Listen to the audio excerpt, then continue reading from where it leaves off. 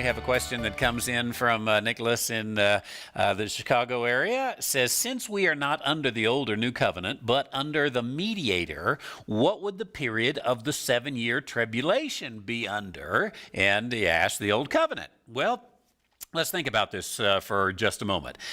You are exactly right, Nicholas, that we're not under the old or the new covenant. Now, this is not a common teaching. Most, even dispensationalists, many dispensationalists will say we're under the new covenant. And I think that's just honestly, some sloppy thinking. When you get into the new covenant, again in Jeremiah chapter 30, 31, or in Hebrews, I believe it's chapter 7, and it talks about the new covenant, what you see is that the description of the new covenant is really no comparison to what we're living today. You can't even really spiritualize it to get it to compare to what we're under today.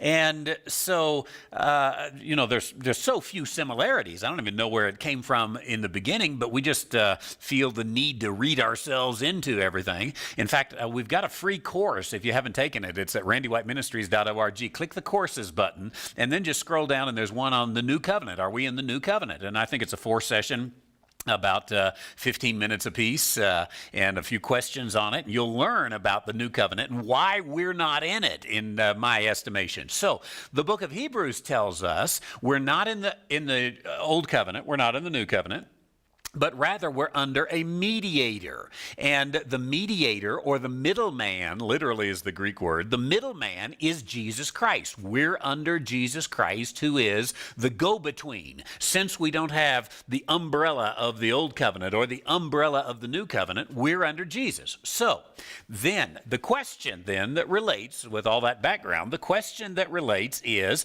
what about the 7-year tribulation, the coming 7-year tribulation?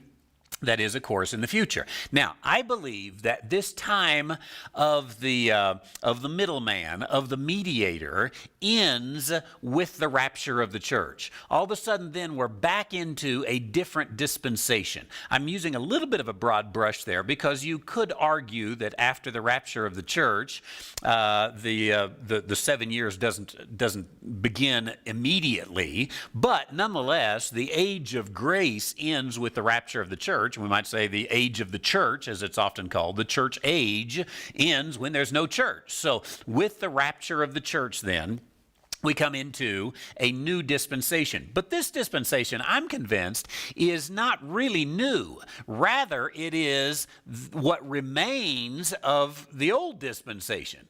And as we're talking about in our study of the book of Daniel, Daniel chapter 9, verses 24 through 27, decrees that there are 490 years that remain for Israel under the dispensation of the law.